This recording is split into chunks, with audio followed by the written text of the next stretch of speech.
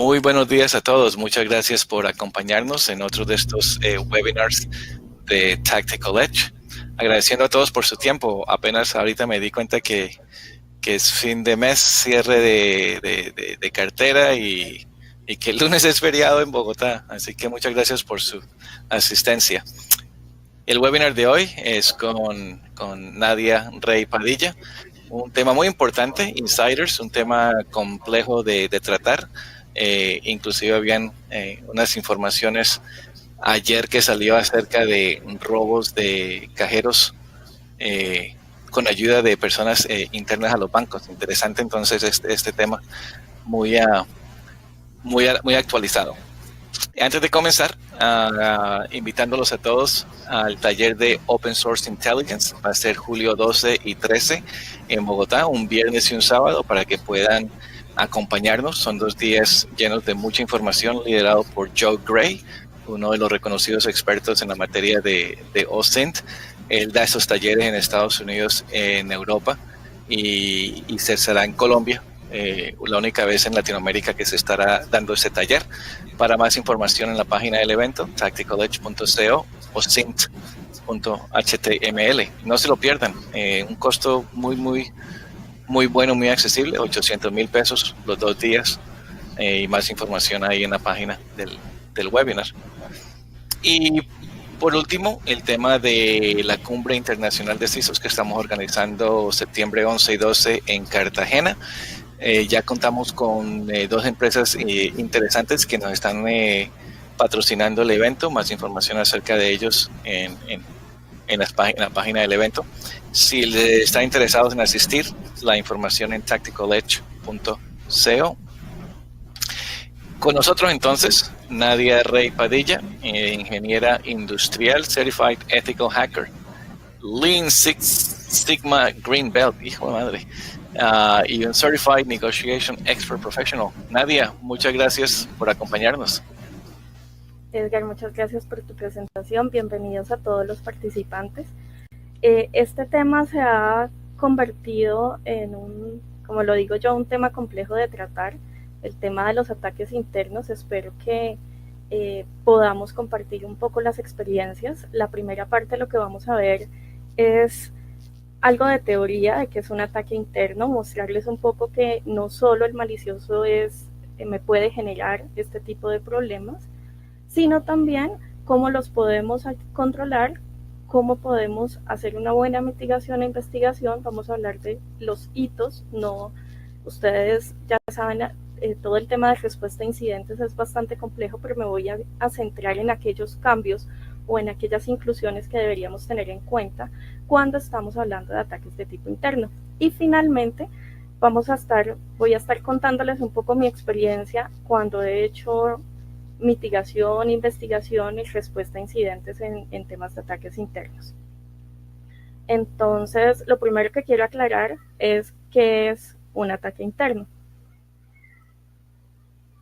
Un ataque de tipo interno, como lo pueden leer, básicamente nosotros en las organizaciones tenemos multiplicidad de actores. Entonces tenemos empleados, consultores, proveedores, clientes, cualquier persona que tenga un conocimiento básico o elevado de mi organización me puede generar un ataque de tipo interno, ¿sí? Aquí yo hago mención de que esta persona debe tener acceso a información sensible, pero cuando les cuente un poco de los casos vamos a ver que hay ataques de este tipo que no necesariamente se basaron en información sensible, sino posiblemente en ataques reputacionales o en calumnias. Los tipos de insiders. Cuando hablamos de ataques de tipo interno, normalmente pensamos en aquella persona maliciosa. Puede ser el proveedor malicioso o el aliado, ¿cómo diríamos? Esa persona que se infiltra en nuestra organización, sea para robar información o para hacer ingeniería social. Sin embargo, hay otros tipos. Está el empleado descuidado, como una persona a la que le llega un phishing también nos puede generar un ataque de tipo interno. El ex empleado furioso, que es uno de los más peligrosos porque en muchas ocasiones conoce también nuestra organización, que va a ser o muy difícil encontrarlo o tal vez es tan fácil encontrarlo pero difícil poder establecer una evidencia válida que nos permita llegar a una instancia de conciliación o de judicialización en un caso de estos. En el caso de la... Nadia, preguntita o comentario, lo del empleado furioso. No hace mucho salió una noticia de un empleado que borró 60 servidores de la empresa. 73 servidores en Amazon de la empresa. Y este tema del ex empleado furioso lo vemos en muchos casos. Yo te cuento, hace relativamente 2-3 meses tuvimos un caso bastante complejo en el que un ex empleado furioso tenía todo el acceso a los servidores principales de la compañía y plena Semana Santa los deja sin sistema. Entonces es una semana donde obviamente hacer la respuesta al incidente es un poco más complicado porque tú ya tienes muchas personas en vacaciones y pues aprovechan esos tipos de días festivos para que sea más difícil recuperar la infraestructura de forma rápida. O sea que es interesante que algunos de estos ataques por insiders no son de manera, la mayoría, algunos no son todos enfocados en cómo se van a enriquecer ellos, pero de sabotaje. Hay muchos, sobre todo cuando la motivación es emocional, cuando hay furia contra la organización, cuando hay un sentido de venganza, muchos casos son de sabotaje. Lo que buscan es interrumpir la disponibilidad de los servicios. En muchos casos hemos encontrado filtración de información, no tanto para venderla, donde habría un beneficio económico, sino más por el daño que le puedes hacer a nivel reputacional. Entonces, un leak de una base de datos de una compañía, pues te lleva, sobre todo aquí en Colombia, a un tema de protección de datos personales donde puedes tener demandas, perder clientes, y obviamente es un tema netamente de venganza y de emocionalmente cómo controla ese ex empleado o ese aliado irresponsable o el insider del que estemos hablando, cómo hace para establecer su motivo, que eso lo vamos a ver un poco cuando hacemos la investigación. Obviamente uno de los puntos más importantes es conocer cuál fue el motivo que llevó a esta persona a hacer un ataque de ese estilo, cuáles fueron los medios, cómo lo logró, porque hemos encontrado incluso personas que hacen un ataque digital porque no tenían conocimientos netamente en sistemas. Entonces, esa parte sí se las cuento un poco ya en los casos porque son como muy específicas de lo que ha ido pasando. Listo. Entonces, el otro tipo de insider que me parece importante es el aliado irresponsable. No sé si recuerdan en Iron Man 2, cuando Hammer Industries empieza a hacer unas demostraciones, pero en realidad no tienen nada todavía definido. Resulta que eso mismo está pasando con algunos proveedores. En temas de soporte técnico, por ejemplo, encontramos malas configuraciones en los sistemas que deberían proteger a la organización, como es un firewall, un IDS, un IPS, y esas malas configuraciones pues también nos generan un riesgo que puede conllevar a un ataque de tipo interno. El agente interno en particular es uno de los tipos de insider más difícil de encontrar, porque son esas personas que se infiltran a la organización con un objetivo personal o con su objetivo de un grupo en particular. Entonces aquí encontramos, por ejemplo, activistas que se infiltran en las organizaciones para poder prever el lanzamiento de una vacuna. En caso de que sea algún tema ambiental, estamos encontrando personas que buscan empleo en esa organización, buscan que las contraten para extraer información y empezar temas sobre todo de campañas contra la reputación de esas organizaciones. ¿Qué pasa con los agentes internos y por qué se vuelve más difícil? Porque ellos tienen la capacidad de cubrirse, como conocen la organización desde adentro, se cubren mucho mejor y empiezan a generar pistas falsas para que uno, digamos que los investigadores o los que hacen la intervención o la mitigación del incidente busquen caminos diferentes y no logren llegar al origen real del ataque. Estos son los 5 principales. Hay pequeñas diferencias entre ellos, pero me parece importante que los tengamos en cuenta, porque cuando hablamos ya de los retos organizacionales y hablamos de cómo podemos detectar los ataques de tipo interno, cómo los controlamos, cómo mitigamos el impacto que ellos generaron, cómo investigamos y si en algún momento podemos llegar a una etapa de judicialización, pues esto tiene que tener una cadena muy específica para que logremos el resultado que la organización quiere. ¿A qué me refiero? Cuando hablamos de detección y control, tenemos controles disuasivos, que es todas aquellas políticas organizacionales o reglas de la organización que lo que hace es buscar que las personas no hagan ningún tipo de ataque interno. ¿Por qué? Porque pueden llegar a ser muy difíciles o se pueden ver envueltos en problemas legales, pueden perder su empleo. ¿Sí? Entonces vamos a ver esos controles disuasivos desde las diferentes áreas. ¿Qué me parece importante en este punto? Cuando hablamos de ataques de tipo interno, no solamente es una área la que está involucrada en la detección y en la prevención de estos ataques, tiene que ser toda la organización. Entonces tenemos áreas de seguridad, de talento humano, de finanzas, contabilidad, tesorería, y todos deberían estar tan alertas como puede estar tecnología para que tengamos un buen resultado. Yo sé que a veces esa integración de áreas puede ser un poco compleja. En nuestro país todavía vemos organizaciones donde hay personas de diferentes áreas que parecieran enemigas, no se hablan, no nada, entonces cuando hay necesidad de intercambiar información se vuelve muy complicado, pero digamos que es un tema organizacional, de cultura organizacional, que yo creo que nosotros desde el área del manejo de la seguridad de la información debemos empezar a fomentar.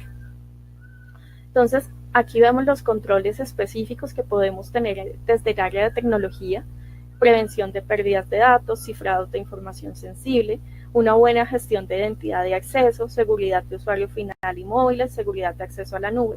Creo que para las personas que están acompañándonos en el webinar esta parte pues no es desconocida, entonces la voy a pasar. Si hay alguna pregunta, con mucho gusto la podemos ir contestando.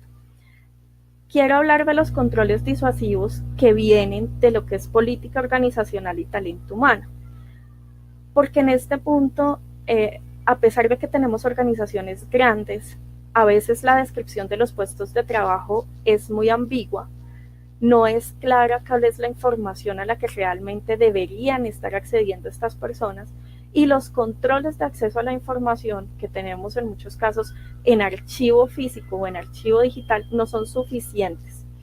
Entonces sí es importante que pensemos un poco cómo, a partir de esa descripción de puestos de trabajo, podemos generar un control en el manejo de la información que tiene cada cargo dentro de una organización.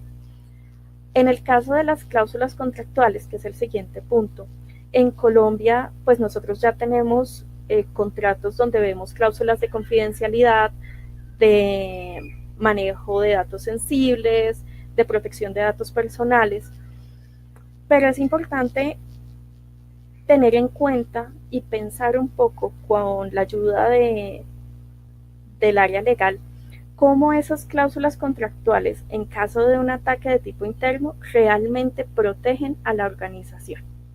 Porque hemos encontrado cláusulas muy bien redactadas, pero que en la práctica son muy difíciles de implementar. ¿A qué me refiero? Tenemos cláusulas de confidencialidad donde encontramos un ataque de tipo interno que hizo una filtración de información. Puede ser una base de datos de los precios de productos de una compañía específica, que esos precios pueden ser muy interesantes para la competencia en casos de licitaciones. Esa cláusula en particular no contemplaba la parte de incumplimiento de la cláusula. Entonces, cuando no tenemos escrito ese tipo de actuaciones, queda pie a que la otra parte lo interprete como quiera. Entonces, en este caso, sí, él incumplió la cláusula de confidencialidad, o esta persona incumplió la cláusula de confidencialidad, pero no era claro qué pasaba si la incumplía. Dentro del contrato nosotros deberíamos poder tener esos controles disuasivos, es decir, si usted incumple la cláusula de confidencialidad, si usted incumple las normas de protección de datos personales, tenga en cuenta que eso tiene implicaciones legales y nos vamos a acoger a la normatividad, en este caso colombiana. ¿Sí? Nadia, es importante que eso quede escrito en el contrato.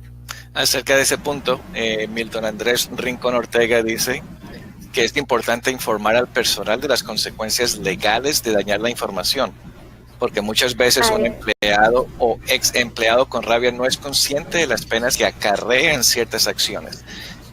Pero entonces, la pregunta que yo tengo es, eso es al principio de comenzar, pues, que esta persona comience a trabajar y comenzamos la relación laboral, ¿no? Una relación profesional. Entonces, ¿cómo el contratante navega esta situación? Porque de inmediato está viendo a esta persona como si fuera una persona que, aunque la estoy contratando, puede ser, en un futuro puede ser un villano. Así pues, esa palabra. ¿Cómo se puede entonces tratar ese punto? O sea, yo entro a trabajar contigo y tú me haces firmar un contrato y me dices, mira, que si tú haces esto, te voy a enviar a la cárcel. ¿Cómo crear esta comunicación para que no sea negativa, pero más informativa? Eso es lo que voy. Entonces, ahí es donde es importante vincular los otros procesos. Cuando yo soy tan enfática en el contrato, porque es que cuando sucede el ataque, el contrato es el que me da la base legal para decirle a esta persona o vincular a esta persona en el proceso si se necesita llegar a una instancia legal. Pero ya en esa comunicación con la persona, cuando tú estás contratando a alguien, es importante el proceso de contratación y el proceso de inducción, donde uno como empleador tiene que ser muy claro en ciertas normas. Digamos que a veces esa diplomacia y el hacer sentir bien al colaborador que está ingresando es muy importante, pero también es muy importante ser vertical en las cosas que tienen implicación legal. ¿A qué me refiero? Tenemos personas que dentro de las organizaciones navegan páginas que no se deben. Creo que la mayoría puede imaginarse a qué me estoy refiriendo. Y en muchos casos hay páginas de esas que pueden conllevar a un delito, sea consciente o inconsciente de lo que está pasando. Ese es uno, cuando estemos en el estudio de casos voy a explicar un poco mejor esta parte. Pero en ese inicio de la relación sí es importante decirle a la persona, mira, es importante que tú entiendas que dentro de tu día a día y de tu rutina laboral vas a tener información sensible, vas a manejar, vas a administrar información que es sensible para la organización, y para nosotros es importante que entiendas que eso tiene un soporte legal y que si en algún momento llega a pasar algo, nosotros vamos a hacer uso de ese protocolo legal que tiene establecida la organización. Pero aquí es importante aclarar que no tenemos que ver al empleado nuevo como el malicioso, y es que eso también es lo que está pasando. Cuando hablamos de ataque de tipo interno y tenemos una persona descuidada que por alguna razón expuso o sus credenciales de acceso se vieron comprometidas, pues es mostrarle a estos empleados nuevos, mira, es que no solamente puede ser que tú lo hiciste y no necesariamente es que tú lo hayas hecho. Hay gente afuera que quiere ingresar a la organización y te puede usar a ti para llegar a nosotros. Por eso es que hay que hacer ciertos controles. Pero Nadia, en mi experiencia laboral, una sola empresa ha tenido, y eso acá en Estados Unidos, ¿no? Una sola empresa que me acuerde ha tenido este proceso de inducción, donde explican claramente a todos los que estamos ahí presentes lo que significa, ¿sí? Sí, la mayoría de las empresas nos entregan los documentos y uno tiene que leerlo y firme aquí. Pero me imagino que eso no es lo que tú estás refiriendo a procesos de inducción, o eso es lo que te estás refiriendo. No, cuando yo hablo de proceso de inducción es el área de talento humano siempre debería ser una presentación de la organización ante los colaboradores nuevos. Tú tienes razón, Edgar, son muy pocas las organizaciones que hacen proceso de inducción. Hoy en día hay inducción virtual. Y pues las organizaciones pierden como el control de quiénes sí están haciendo esa inducción realmente y quiénes no. Ese es un problema que yo pienso que dentro de la seguridad de la información deberíamos atender con el área de talento humano, porque yo sí creo que esos procesos de inducción son importantes para que las personas entiendan que el rol que van a ejercer dentro de la organización pues es un rol importante. En las organizaciones, desde la persona que sirve los tintos hasta el gerente, son personas que si ellos no están, algo no funciona.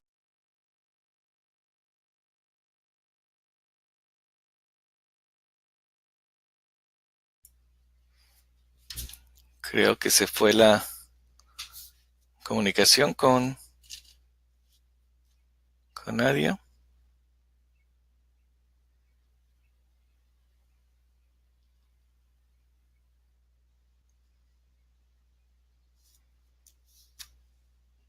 Si me escuchan, pueden escribir por chat que sí me escuchan.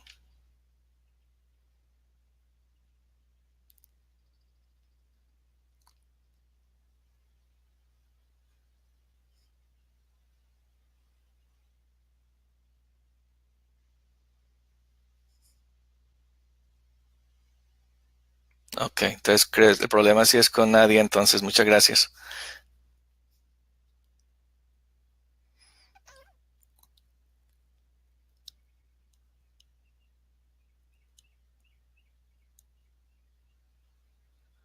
Estoy tratando de contactar a Nadia aquí por WhatsApp.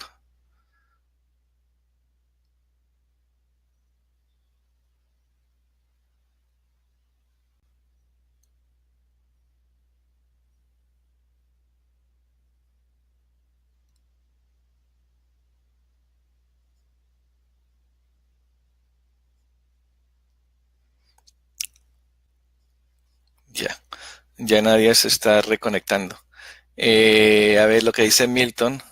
Trabajé en una universidad donde se hacía inducción en temas de seguridad de la información a las diversas áreas, incluyendo servicios generales y guardias de seguridad para darle tips al respecto.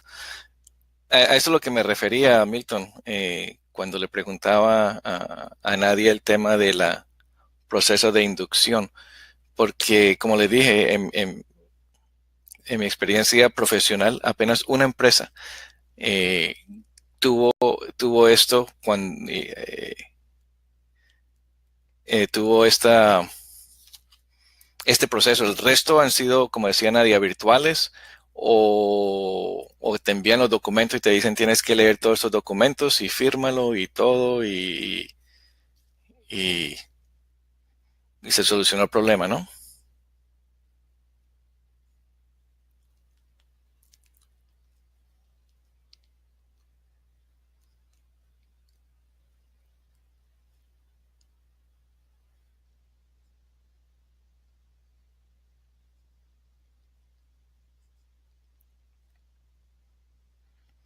De Andrés Espinosa, creo que la continua sensibilización de las políticas y normas de seguridad y hasta cursos que valían el conocimiento de estas normas. Muy de acuerdo, muy de acuerdo. Y de nuevo, el tema es ese, el tema es el tema de la concientización, así se dice, ¿no? Y todo eso tiene que ser, creo que las empresas, me dice Nadia que ha quedado sin internet donde estaba conectada, ya se va a conectar de nuevo. Sí, el tema de la comunicación es muy importante y es vital, pero el tema de la comunicación siempre es de doble vía, ¿no? Viene de mi parte hacia las de ustedes y de ustedes para mí. Entonces, por ejemplo, lo que tuvimos ahora, cuando yo pregunto si me escuchan, porque yo no tengo idea si me están escuchando, ¿no? Como que hay problemas técnicos. Y ustedes me responden sí escucho. Entonces ya tenemos la comunicación. Lo mismo aquí, la empresa envía todos esos documentos, pero no tienen retroalimentación. Entonces ese es el tema de la sensibilidad y la concientización de ciberseguridad es muy, muy importante. Dice Orlando Gómez, trabajo en el área de seguridad de la información y aquí realizamos capacitación presencial a todos, empleados, terceros, outsourcing, incluyendo los guardas, servicios generales y demás. Eso, Orlando, felicitaciones, porque eso demuestra que una madurez en el tema de reconocer el tema, la importancia de la ciberseguridad y la importancia de terceros, como todas las personas que trabajamos en la empresa, tenemos alguna información que a lo mejor no pensamos que sea valiosa para otra persona, pero en realidad sí lo es. Es muy interesante.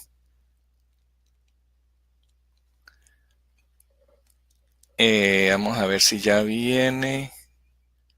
Dice que aparece conectada, pero no la veo. Qué pena, está tan buena la comunicación.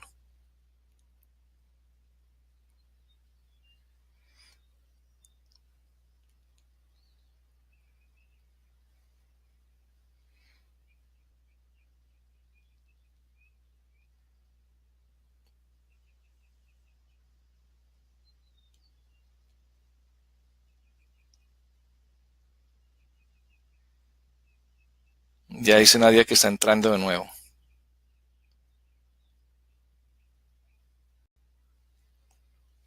Dice Milton Andrés Rincón que el tema de la cultura del personal es uno de los más dedicados a nivel organizacional y sí es correcto, es muy delicado.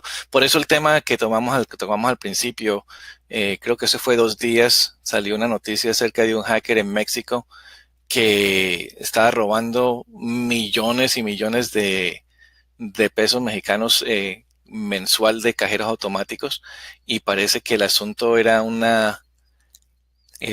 que tenía ayuda de internos que les permitía tener acceso a los ATMs y de esa manera robar. O sea, esos sí son internos maliciosos, porque si no lo están haciendo sin tener idea de lo que están haciendo, ¿no? Pero sí, ese tema es muy interesante y podría ser que sería algo que la empresa de estos bancos podrían parar si tenían un programa de concientización donde, de nuevo, el tema contractual y el tema de los procesos disciplinarios sean bien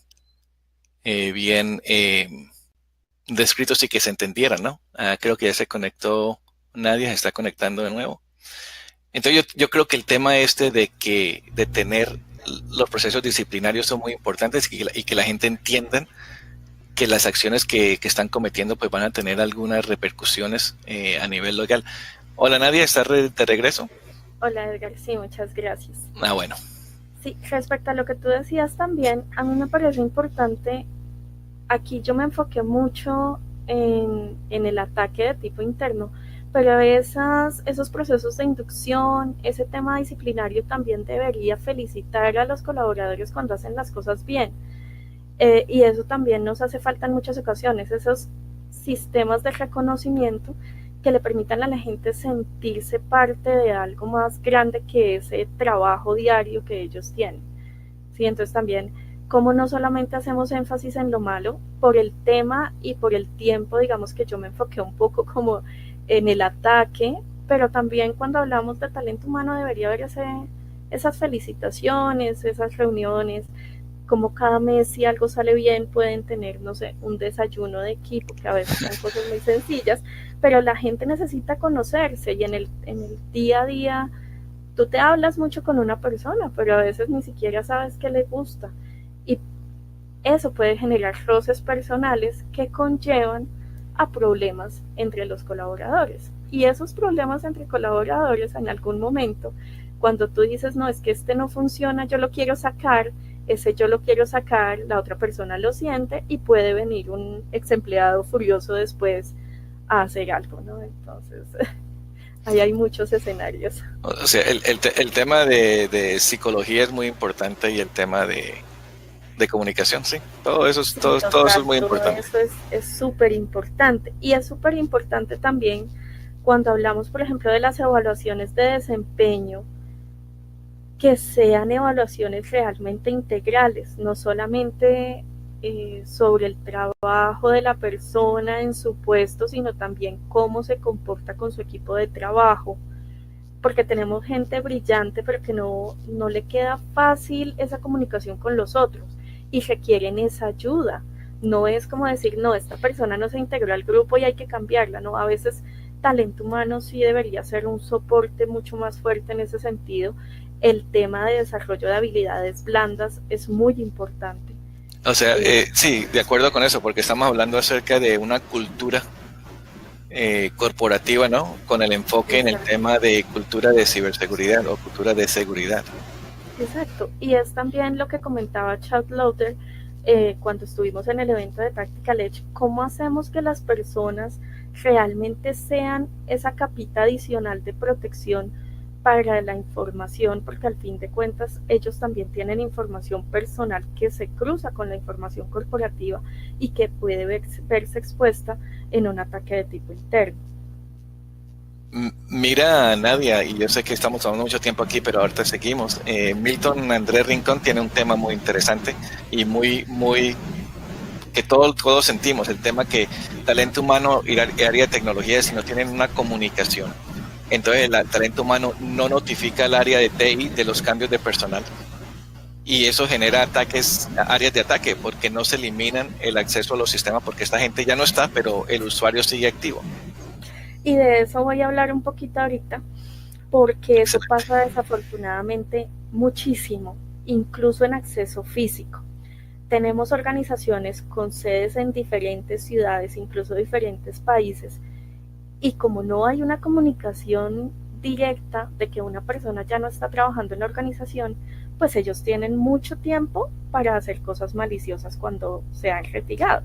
Pues tenemos personas que pueden durar mes y medio con los accesos vigentes a pesar de que ya se retiraron. Ese es un tema interesante, pero aquí en este punto lo que quiero es dejar muy claro que talento humano debe ser una de esas áreas organizacionales que soporten el resto de la organización de verdad. No solamente como en la parte documental, de que sí existen los procesos, los procedimientos, sino que de verdad esos planes de capacitación y de crecimiento personal que se deberían tener en las organizaciones sean eficientes y nos ayuden específicamente a nosotros en temas de ciberseguridad para fortalecer el talento humano.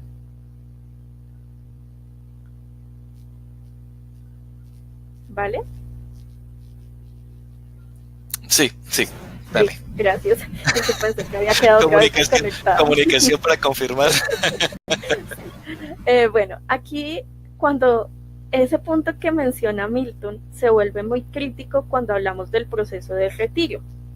Y eso lo voy a especificar un poquito más adelante, si quieren continuamos, que esa parte digamos que me gusta más con los casos porque a veces uno lo ve más explícito.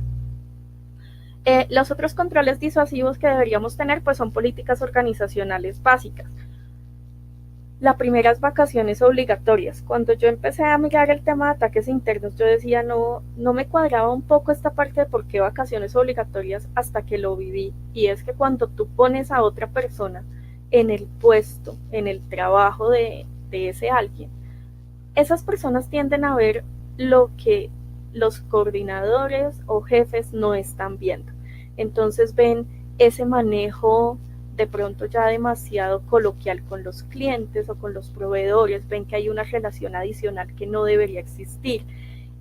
Y eso, a pesar de que en Colombia tenemos cargos donde las vacaciones se vuelven difíciles porque no hay personas que puedan reemplazar el cargo, sí es importante visualizar si no podemos tener vacaciones, en qué ocasiones podemos tener rotación de puestos de trabajo.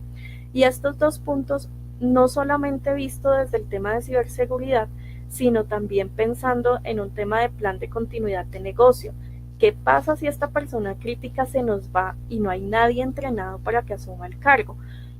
Encontramos organizaciones donde el jefe de tecnología era el único que se sabía las contraseñas de acceso al servidor de configuración de la virtualización y, oh por Dios, no las dejó.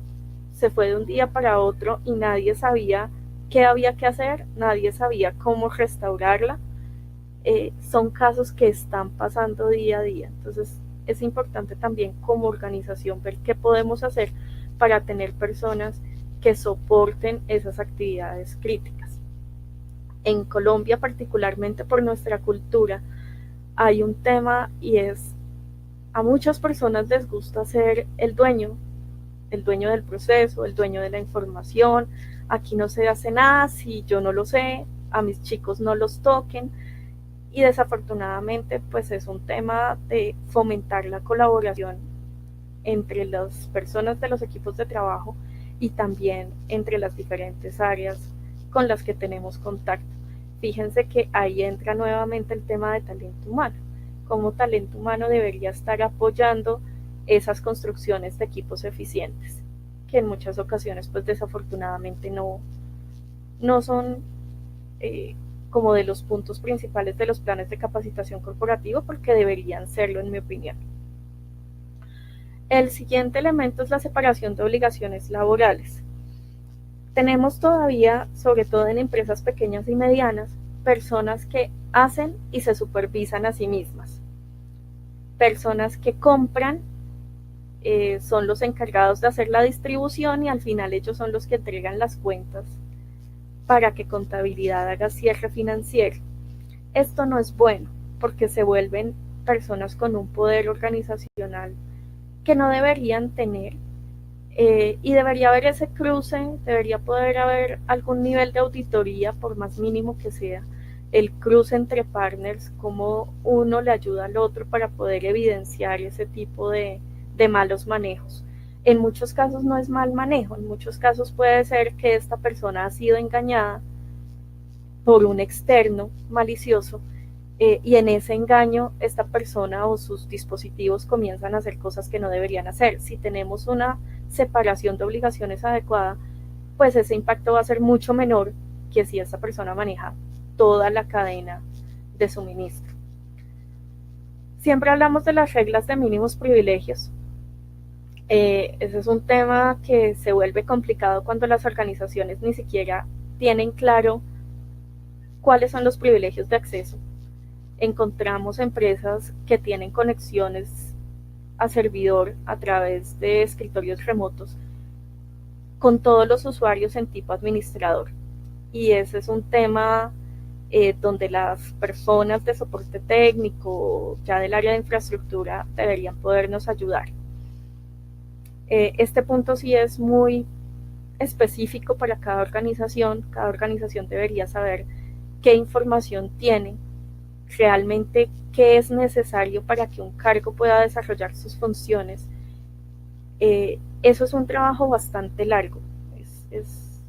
Muchas empresas lo que han hecho es determinan cuáles son sus activos críticos de información, generan unos controles sobre esos activos críticos, pero a veces dejamos de lado los backups, los archivos. Entonces le damos el documento en vivo, el documento que se usa en la organización puede estar muy bien protegida, pero a veces esos backups y esos, sobre todo los impresos que hacemos de algunos documentos confidenciales, tal vez no están siendo tan protegidos como deberían serlo y tan restringidos como a veces debería serlo.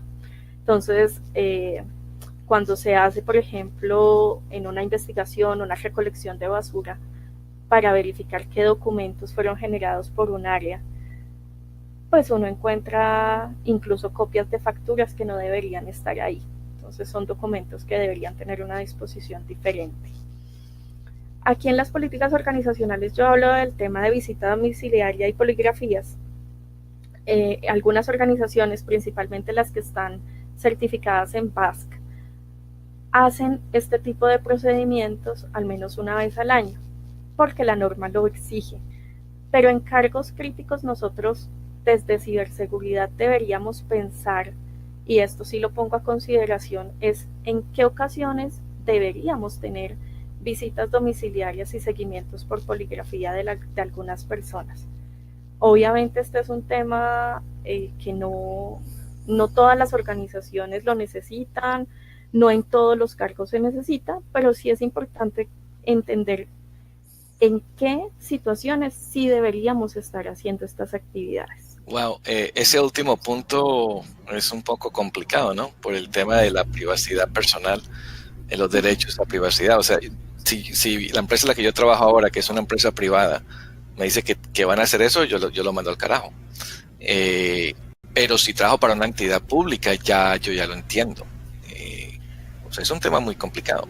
Es un tema complicado y sobre todo porque, por ejemplo, PAS, que es una certificación que es muy específica para el tema de logística, para la industria logística, pero definitivamente pues dentro de las cláusulas contractuales las personas aceptan o no esa visita, y pues hay cargos que la certificación obliga a que se estén revisando cada año. Lo pongo en consideraciones porque también en algún momento vemos que hay manejo de información muy sensible y que la persona está quedando muy suelta. Entonces tenemos áreas de tecnología con 1 o 2 personas donde solo esas 2 personas saben qué está pasando. Entonces, por eso lo digo, es un tema sensible y es un tema que cada organización debe ver si le sirve, si realmente le va a dar un valor agregado dentro de su protección de activos. Hay casos en los que no, en empresas pequeñas, por ejemplo, hacer este tipo de actividades no es tan eficiente, pero en empresas grandes donde tenemos múltiples actores y que tenemos unas certificaciones adicionales que nos obligan a tener un control del talento humano superior, pues definitivamente tiene que verse involucrado desde el contrato, desde el proceso de inducción, explicarles por qué se hace, que es un reglamento, que es una norma que hay que cumplirla, debido pues a la industria a la que pertenecen esas compañías, y pues ya ahí la persona decidirá si lo acepta o no lo acepta y en qué condiciones. Ok, ahí dice, y Christian Spitia dice que en Colombia esto ya pasa en muchas empresas. Interesante. Sí, yo conozco, sobre todo en procesos de contratación, de selección más que de contratación, he conocido temas de visita domiciliaria y poligrafías, donde se hace un análisis preliminar.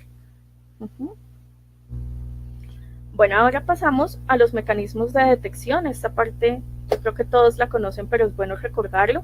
Tenemos sistemas de prevención y detección de intrusiones, tenemos gestión de logs o registros de actividad, tenemos los SIEM, que son la gestión en seguridad de la información y los eventos, y estadísticas preventivas. ¿Qué pasa con las estadísticas preventivas? Que en muchas ocasiones el área de TI está midiendo en qué se usa el ancho de banda de la organización, pero esa información a veces no llega a los niveles más altos de la organización y no se usa de manera preventiva, sino que se usa como un tema más de disponibilidad y de esos indicadores tradicionales de tecnología que tenemos. En ese punto lo que quiero es, pensemos cómo esas estadísticas y eso que hacemos día a día en nuestras áreas también nos puede ayudar a fortalecer la seguridad de la información dentro de la organización. Bien, un tema que es un poco sensible también es el tema de usos de sistema de monitoreo. Cuando hablamos de monitorear activos críticos de información, pues los activos son de la organización, por lo tanto, legalmente hay unos permisos, ¿sí? que me permiten a mí como organización estar haciendo monitoreo.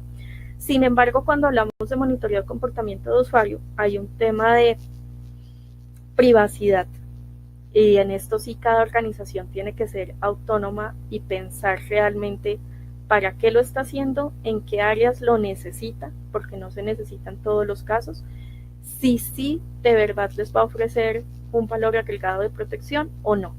Lo menciono porque pues son sistemas que se están usando en algunas organizaciones hoy en día.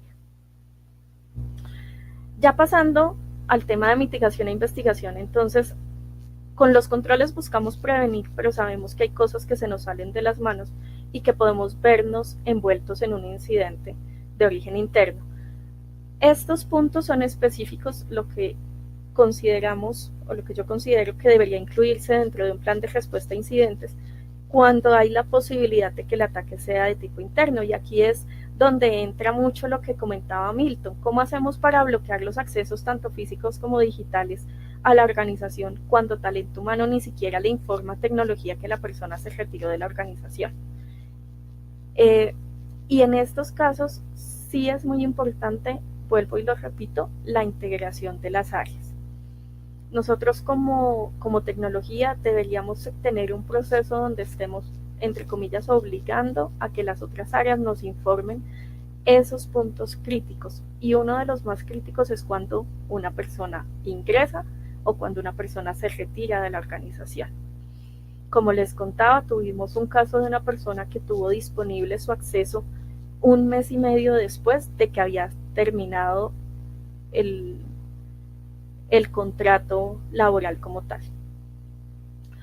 Ya en la parte de mitigación e investigación, aquí ya es unido, hablamos del seguimiento de actividades de las personas, y aquí cuando hacemos un análisis de ataques de tipo interno, no, la parte digital es solo un pedacito de lo que nos puede ayudar a saber qué pasó realmente.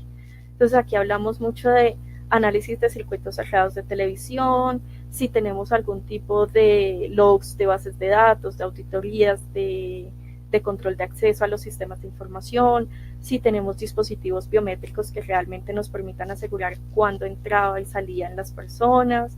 En muchos casos hay que hacer investigación privada, temas de seguimiento a esas personas sospechosas, porque tenemos que hacer uso como de muchas herramientas para poder encontrar qué fue lo que pasó.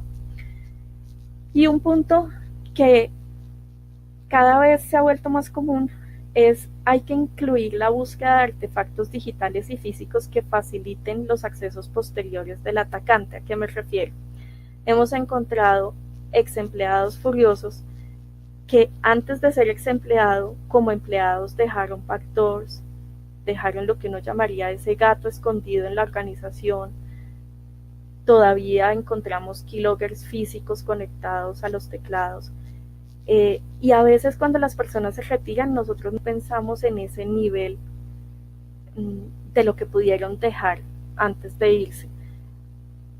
Hay muchas ocasiones donde el ex empleado furioso lleva 2-3 años buscando trabajo, pero no lo sabemos como organización, ¿sí? Y es en la investigación en la que nos damos cuenta que pudo haber tenido tiempo de generar esos impactos adicionales que no son visibles al momento de mitigar un incidente.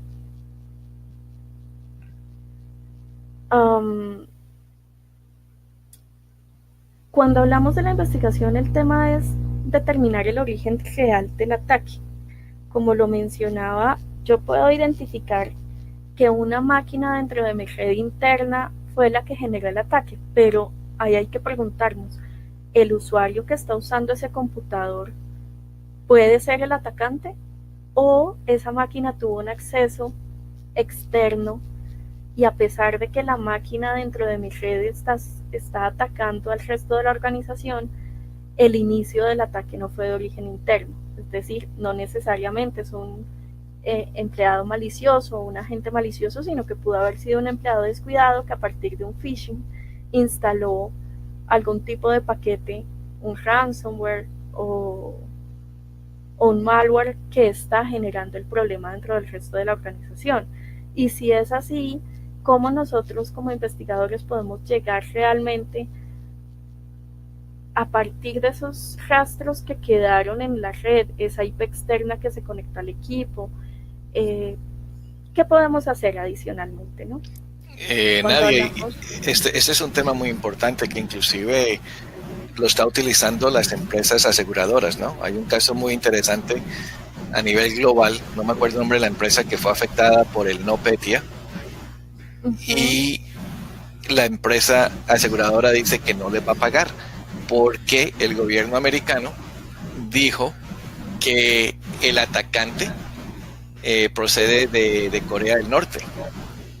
Y como Estados Unidos y Corea del Norte supuestamente están en ciberguerra, entonces la política que está escrita en todo el tema de estas cosas de seguridad y todo eso, pólizas de seguro, dicen que no son válidas durante tiempo de guerra. Entonces ya se pone muy complicado ese tema. Primero identificar con certeza quién es el que originó y luego entender cuáles son las repercusiones de anunciar y encontrar quién originó el ataque. O sea, son temas muy complejos y muy difíciles. Sí, así es. Ya ahorita creo que nos vamos a extender un poquito, pero sí quiero contarles 2 casos particulares donde la forma de encontrar el origen del ataque fue una forma muy creativa, porque la parte digital no nos llevaba como a mucha información, y ahí hay que ser recursivos. ¿Qué pasa cuando uno es recursivo en la mitigación e investigación de un incidente? No solo de tipo interno, sino también de tipo externo.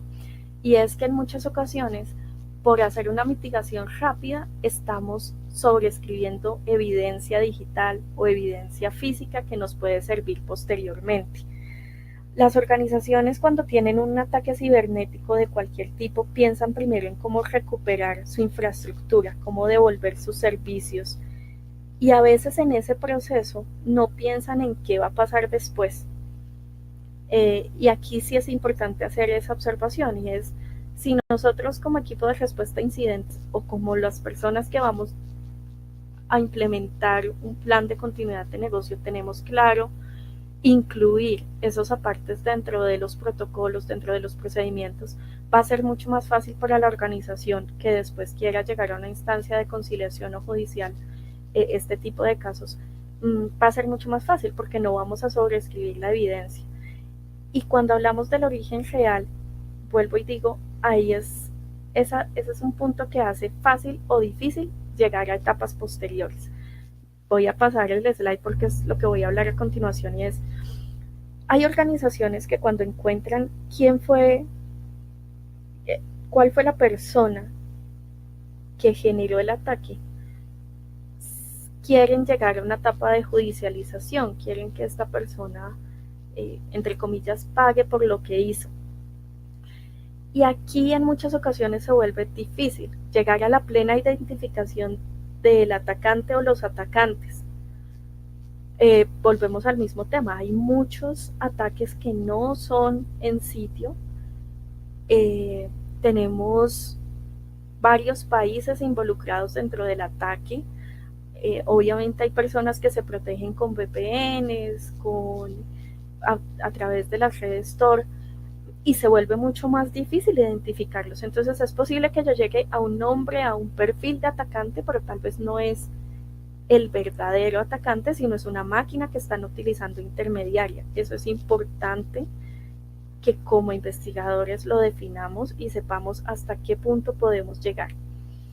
Lo otro es tener evidencia válida que demuestre los hechos. Aquí hay dos tipos de evidencia, una evidencia irrefutable y una evidencia circunstancial. Dependiendo de las situaciones, podemos usar esas evidencias en una etapa judicial, pero también, y al final lo coloco, y es considerar etapas de conciliación. ¿Qué es lo que pasa? Que en muchas ocasiones puede que la evidencia que nosotros tomamos no cumple totalmente los requisitos de informática forense, porque al hacer la recuperación de la base de datos, muy posiblemente se alcanzó a sobreescribir parte de la información de los logs o no se hizo una buena extracción de logs previo a la restauración de bases de datos. Eso hace que ya tengamos una evidencia que puede ser utilizada, pero que no va a ser válida en el sentido en que no se firmó adecuadamente, en que la huella digital pudo haberse modificado desde la fecha y hora de los hechos, y eso hace que sea mucho más difícil, pero sí nos permite negociar con la persona involucrada y decirle, mira, nosotros podemos demostrar que tú lo hiciste, estas son las condiciones, te proponemos esta negociación, que en los casos que yo he participado siempre han terminado en el retiro de la persona, pero a veces esa etapa pues es una etapa que yo siempre pienso hay que pasarla primero. En Colombia un proceso legal es bastante demorado. Cuando hablamos de procesos penales podemos estar hablando de 10 años, procesos laborales y administrativos podemos estar hablando de 6 años, y las organizaciones a veces no, eso es un tema de tiempo, de esfuerzo y dinero, ¿no? Y a veces la organización prefiere una conciliación que en un mes o en menos tiempo se puede lograr. Ahora sí quiero entrar al tema de casos, porque todo esto lo traía era para que pudiéramos hablar un poco ya sobre la experiencia. Aquí les quiero contar un caso en el que aparece un email anónimo dentro de una organización multinacional hablando de que ya hay el número de personas suficientes para crear el sindicato de la empresa. En Colombia todavía los sindicatos son un tema complicado. Y pues esta organización lo que quiere es entender quién está generando ese email anónimo, hasta qué punto puede ser un impacto reputacional, puede tener un impacto negativo hacia los clientes y los proveedores, y pues obviamente cómo controlar ese tema. Entonces nosotros lo que hacemos es un análisis del correo electrónico anónimo, donde vemos toda la información de encabezados, remitentes, receptores, contenido, y encontramos que en la forma de escribir de esta persona hay un uso de palabras particulares y hay un uso que genera como familiaridad con otras comunicaciones que la empresa había recibido. A partir de esa familiaridad, entonces se encuentra que hay unas quejas y solicitudes, unas quejas y reclamos escritos con una sintaxis muy parecida.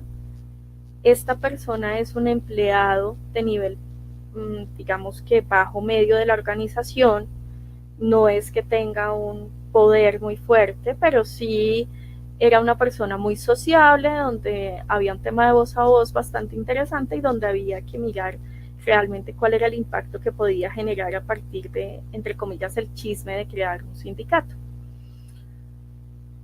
Al ver que tenemos ya un nombre dentro de esa unión de contenidos, vemos también que hay un correo electrónico en los receptores que no corresponde a la organización y que no corresponde, que pareciera un correo personal de alguien. Entonces, vamos por un lado y vamos por el otro. Con el tema de este empleado, lo que se hace es contratar una investigación privada y a partir de una citación que le hace el área de talento humano, donde talento humano lo cita por un tema diferente, que en este caso fue un tema médico. Esta persona había tenido una licencia médica, tenía que presentarse. Después de que había cumplido su licencia, se presenta a talento humano para hacer nuevamente el ingreso. Talento humano le dice: no, usted todavía no puede ingresar porque el tema médico todavía no se ha subsanado. En este caso era una fractura que no había sanado totalmente, entonces le dice: no, es mejor que vaya nuevamente al médico. Y a partir de esa cita de talento humano, tenemos a una persona que lo sigue hasta el médico, hasta su casa, durante todo un día. Ese día de seguimiento nos lleva a la zona donde vive y encontramos que el mail desconocido corresponde a un café internet que queda más o menos a unas 3 cuadras de donde él vive.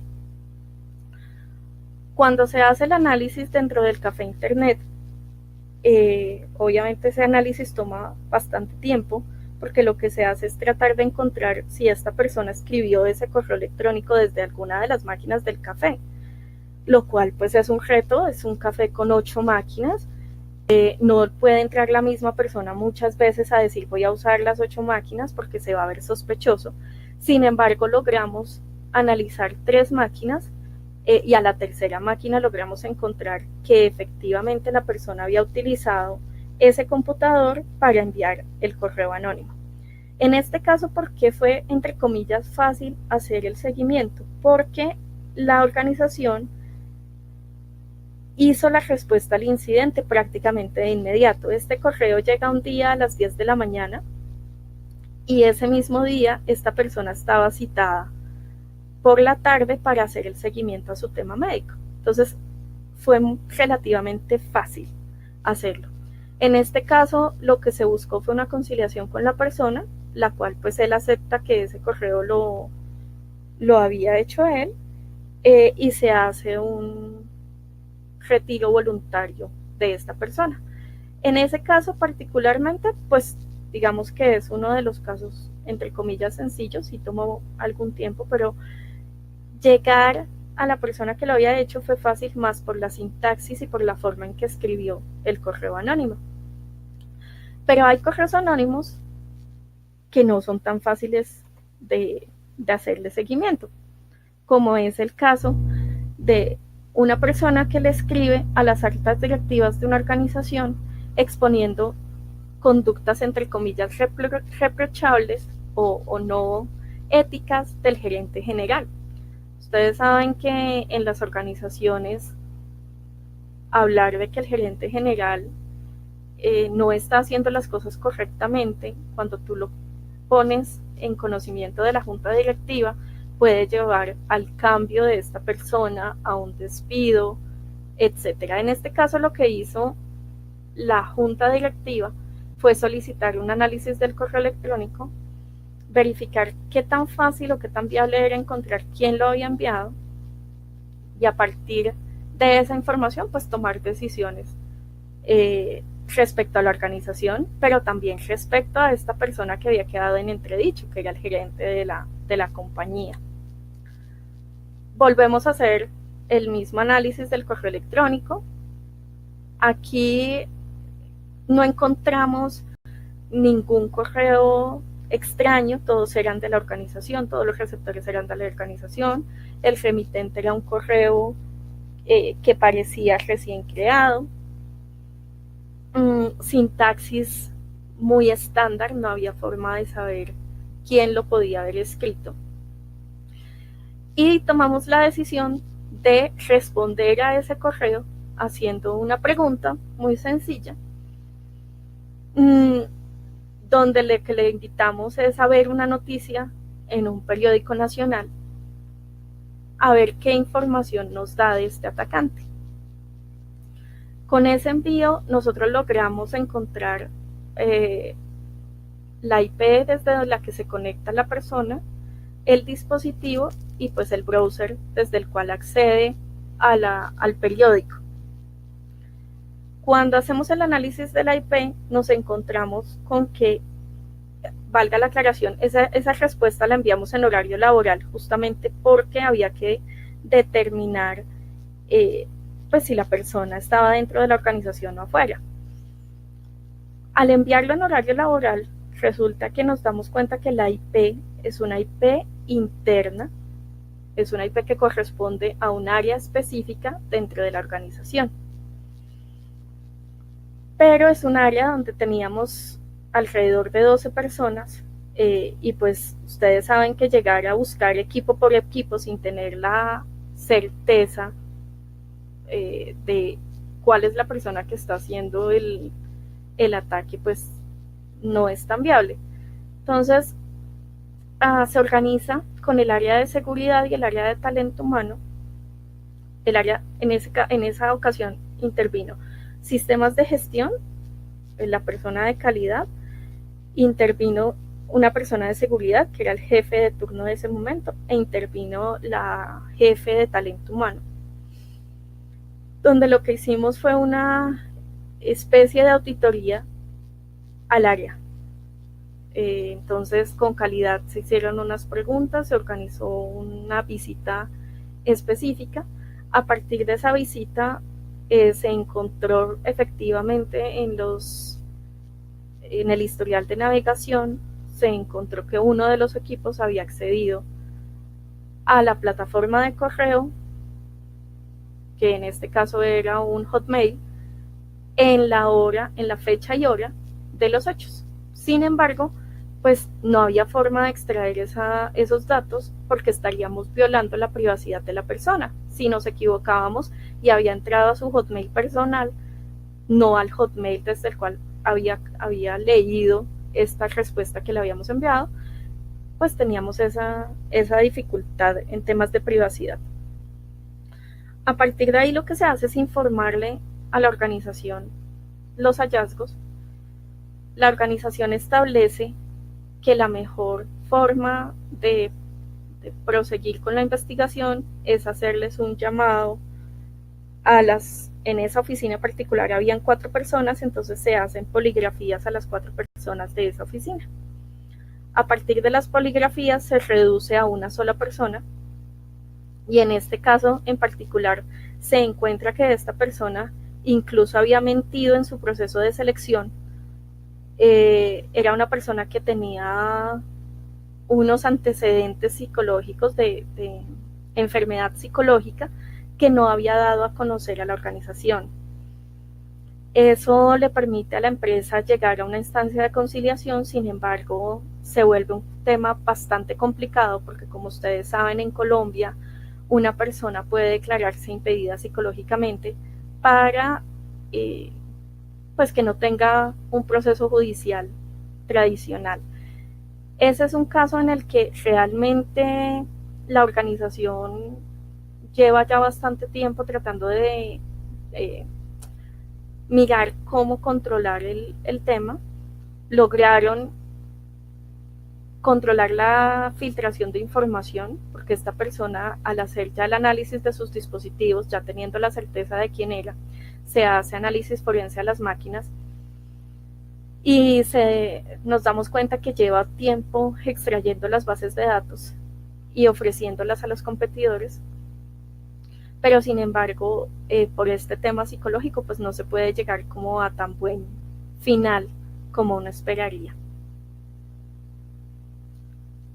Quisiera preguntar si las personas tienen tiempo para que continuemos.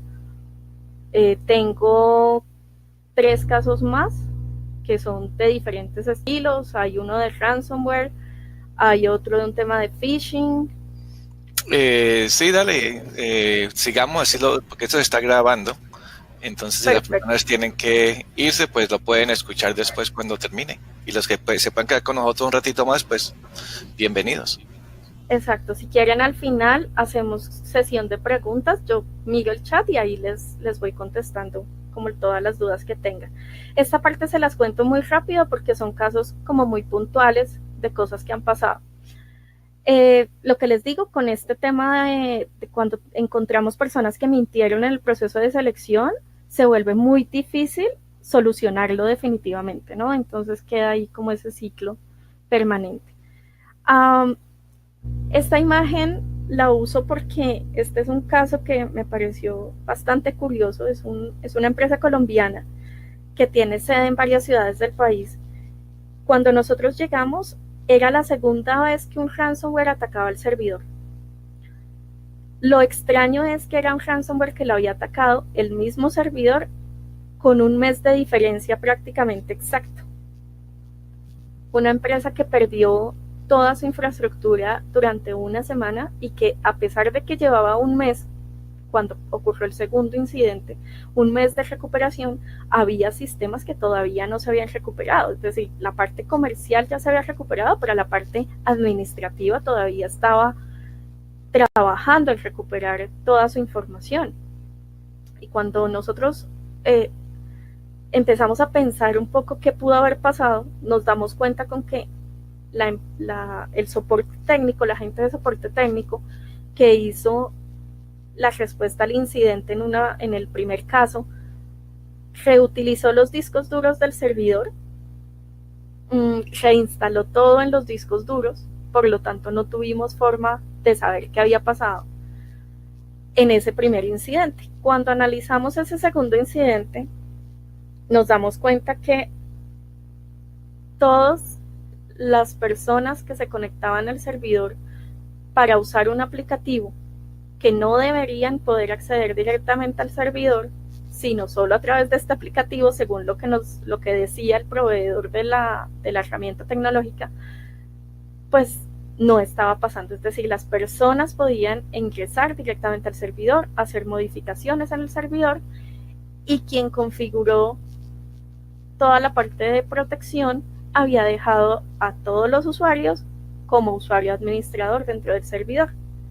Cuando nosotros vemos eso, empezamos a pensar en que tal vez esa segunda ocasión el ataque no había sido externo, como se suponía que había sido en la primera oportunidad, sino que algo había quedado dentro de la red o dentro de esas sucursales que hacía que se repitiera el ataque. Con esa hipótesis nos vamos a cada una de las oficinas del país, a cada uno de los computadores, y en esa revisión encontramos un computador en particular infectado por virus, hasta donde no más, cuando se suponía que el antivirus había sido actualizado hacía muy poco tiempo. Encontramos máquinas que tenían antivirus instalado pero que el agente no estaba activo, Y en este computador en particular encontramos una tarea programada, es decir, el malware que afectó el computador había creado una tarea que lanzaba el ransomware cada 30 días. Cuando vemos el origen del malware y vemos que es un correo, un típico correo electrónico de phishing con una factura, pues definitivamente aquí entra mucho no solamente el capacitar a los usuarios, sino que las personas dimensionen lo que puede significar una duda. En este caso, ¿qué fue lo que pasó? Esta persona tenía duda porque ese correo electrónico venía de una dirección que sí podía corresponder a un cliente, pero que tenía algo raro. ¿Qué tenía raro? 2 arrobas.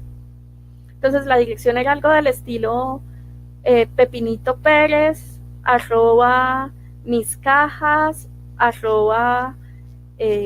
logística.com. Entonces ella vio el logística.com, dijo, este es mi cliente, pero no sospechó como de todo lo demás.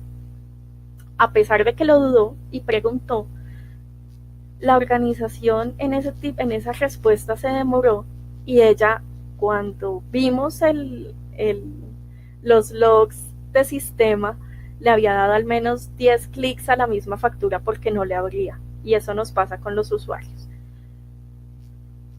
Los usuarios reciben un correo electrónico de este estilo, descargan el adjunto y entonces le dan clic y no abre y creen que algo hicieron mal y vuelven y le dan clic y esta persona le había dado clic 10 veces. Cuando nos dimos cuenta, había una tarea programada en el servidor y una tarea programada en el equipo de ella que hacía que el ransomware se reviviera cada 30 días, como ya lo comenté.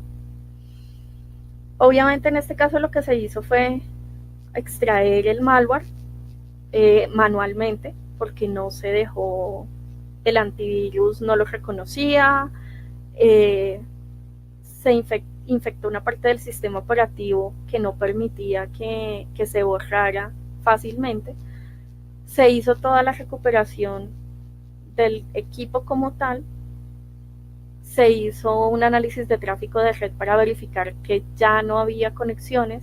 Obviamente en el servidor, ¿qué se hizo? Pues hacer un blindaje, entre comillas, quitarles todos los permisos de administración a los usuarios, pues si son usuarios, dejémosles un perfil de usuario que solamente puedan acceder por el aplicativo que deben acceder. Se hicieron unas configuraciones de firewall, porque en ese caso en particular nos pasó que mientras analizábamos el ransomware, estábamos teniendo ataques recurrentes entre la 1 y las 3 de la mañana todos los días. Llegamos a tener 350 intentos de acceso al servidor en una sola noche. Entonces, digamos que este fue un caso bastante interesante, donde ustedes pueden ver que el ataque se volvió de tipo interno, surgió porque alguien le dio clic a un correo malicioso y es ese empleado descuidado que puede que ella no quisiera hacerle daño a la organización, pero que igual nos impactó negativamente y dejó, en realidad el tiempo de recuperación de esa organización fue de 45 días desde el primer ataque. ¿Vale? Entonces, para que tengamos un poquito presente que cuando hablamos de los escenarios, cuando hablamos de los planes de continuidad de negocio, de planes de respuesta a incidentes, tengamos presente que el ataque puede ser interno en su ejecución y que no siempre es porque de maldad la persona está tratando de dañar algo. Particularmente sobre ese mismo tiempo, esa misma época, nos ocurrió que había un servidor también con un tema de ransomware, pero donde toda la evidencia se había perdido. ¿Por qué se había perdido? Porque cuando hicieron cuando intentan hacer la recuperación del sistema, resulta que el ransomware no había cifrado todo el disco, sino solamente unas carpetas puntuales a las que el usuario había tenido acceso. Y esta persona que hace la recuperación le dice a la organización, no, yo les recuperé sus bases de datos. En ese momento, pues la organización dice, bueno, fue un ransomware, esa organización en particular duró una semana sin sistemas, pero fue feliz al final de los 10 días porque ya todo estaba funcionando. Particularmente esta organización dice, después de eso dice, no, yo quiero hacer una protección de mis activos de información, yo quiero que esto no me vuelva a pasar, ¿qué podemos hacer?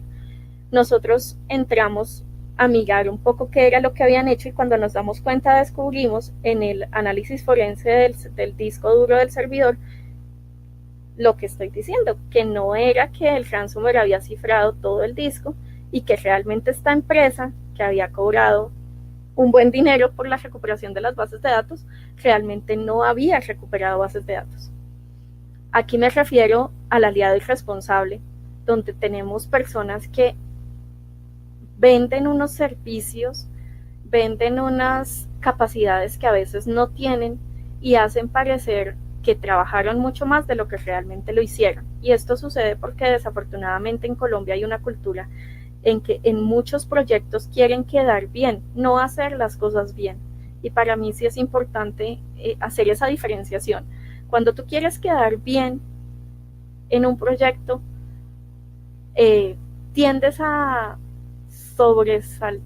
resaltar, a sobresalir, a mostrar cosas que a veces no son tan relevantes para los resultados, ¿sí? Entonces, sobre todo en respuesta a incidentes y en informática forense, sí los invito a que seamos muy éticos en el tema.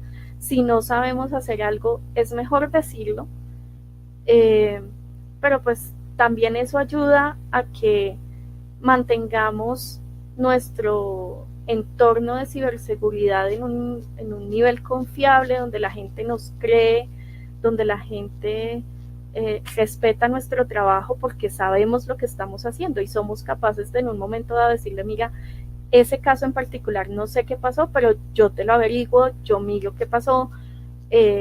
Hace poco con esta misma organización que les estoy contando, a la que le hicieron una falsa recuperación de las bases de datos, tuvimos un tema con las vulnerabilidades que salieron de Cisco a principio de este mes.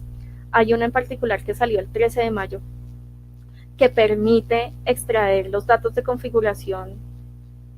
Bueno, la vulnerabilidad de enero es la que permite extraer los datos de configuración del firewall, pero la de mayo permitía reconfigurar el dispositivo a partir de esa extracción de configuraciones. ¿Qué pasó con el dispositivo? Pues quedó inutilizable. Nosotros al hacer el forense vemos que no hay forma de volver a utilizar el firewall. Obviamente se puede restaurar a punto de fábrica, pero cuando tú ves que hay tantas personas encontrando vulnerabilidades a una marca y a un modelo específico, pues la recomendación es no lo haga, cámbielo, porque ya saben que su organización tiene ese dispositivo y así usted lo proteja.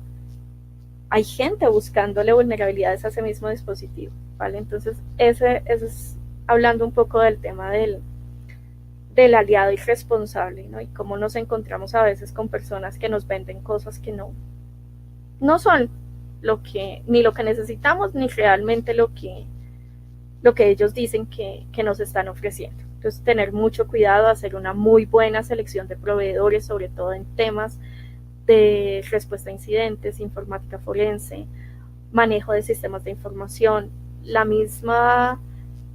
mismos proveedores del software, cuando ellos nos hacen un soporte técnico, qué información le estamos dando a ellos y qué tan relevante es cuando queremos proteger un ataque de tipo interno. Eso en particular con este caso. Y este último va muy ligado a lo que comentaba Edgar y a lo que comentábamos de las noticias de cómo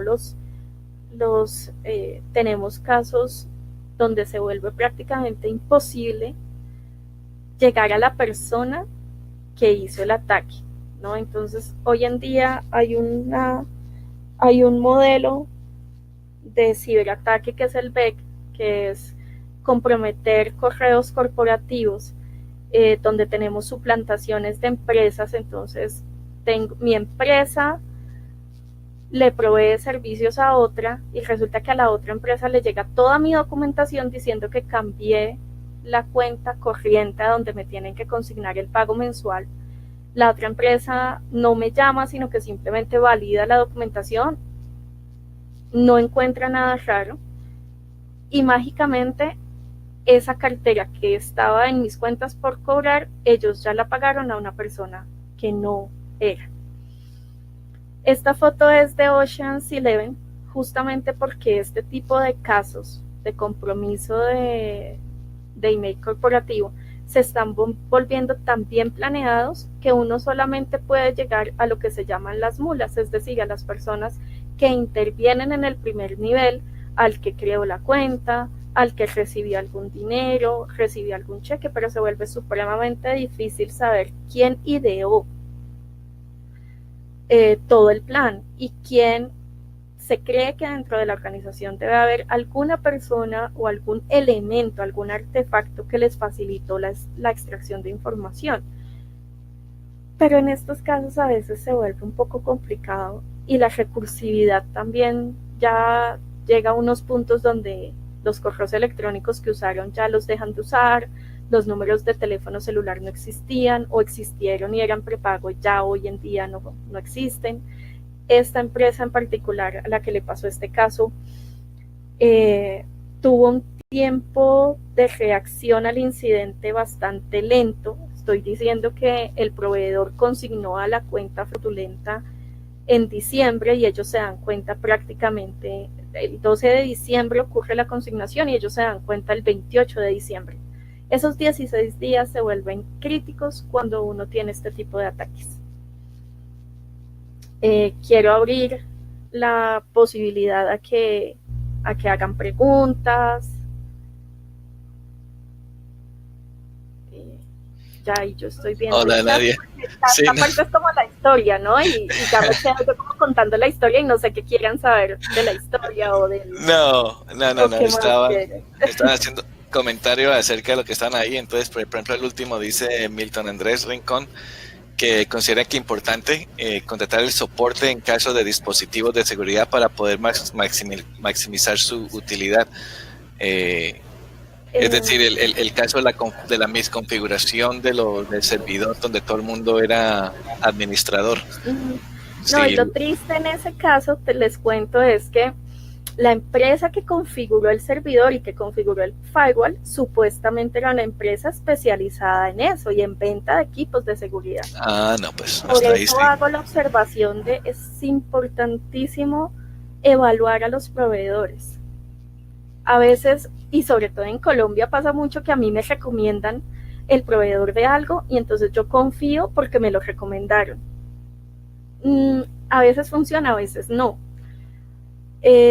Cada empresa que es la que conoce qué necesita debería tener la capacidad de hacer una mínima auditoría sobre lo que los proveedores te están ofreciendo y sobre todo en temas de soporte técnico, porque lo hemos visto en muchas ocasiones. Entonces, empresas pequeñas que tienen al muchacho, lo que yo llamo el chinomatic de soporte técnico, pero tal vez él no es el más adecuado y cuando contratan al proveedor que se supone que sabe, pues se confía. Y en este caso pues les pasó eso, el proveedor no era el idóneo para haber hecho esa labor, esa configuración correcta de dispositivos, a pesar de que lo vendía de esa manera. Sí, y esa es una experiencia que se vive en todo el mundo, desafortunadamente.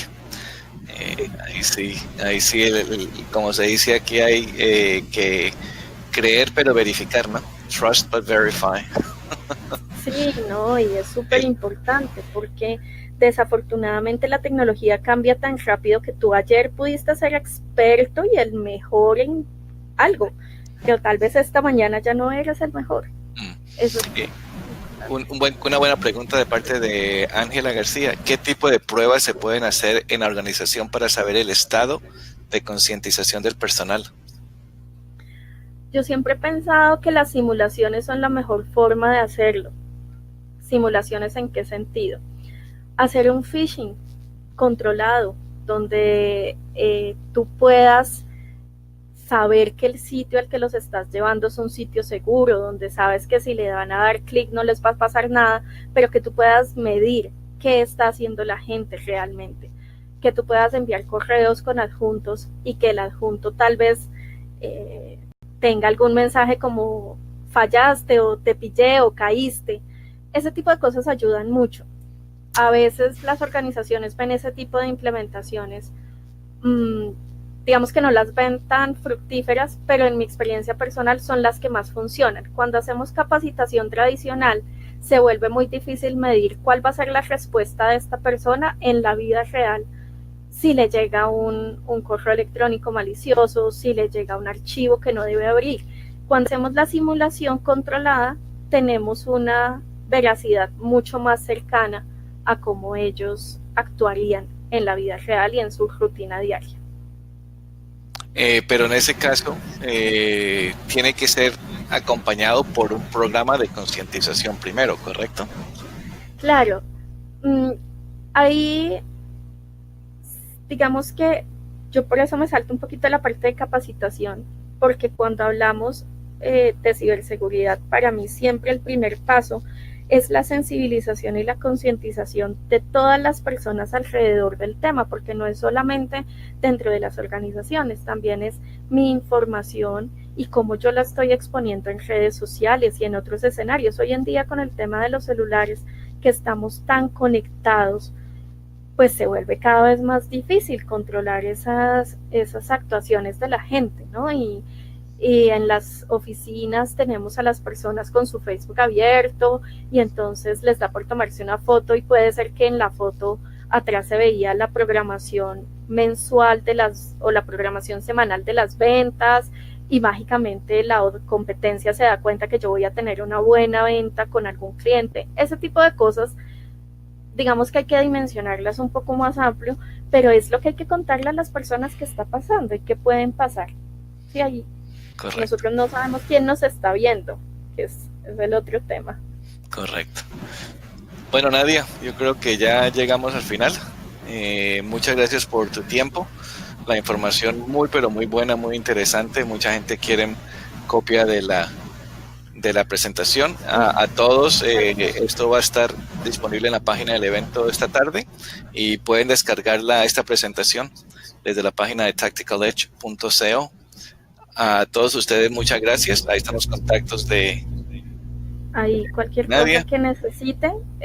Yo en Twitter contesto más o menos rápido y la página de trabajo. Con muchísimo gusto. Quiero hacer un cierre, algo que comentó Pedro que me parece importante.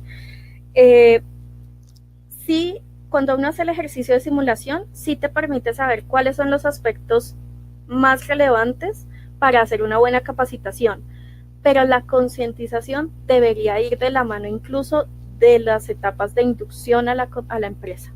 Es simplemente lo que quería agregar. Muchísimas gracias a todos por acompañarme este tiempo, espero que no haya sido muy largo. Y que tengan un excelente fin de semana largo como para variar en Colombia, ¿no? Sí, que disfruten el puente, aprovechen este descansito. Bueno, hasta luego a todos. Nos vemos en julio. Junio va a tomar vacaciones, así que regresamos con los webinars en julio. Muchas gracias a todos. Hasta luego.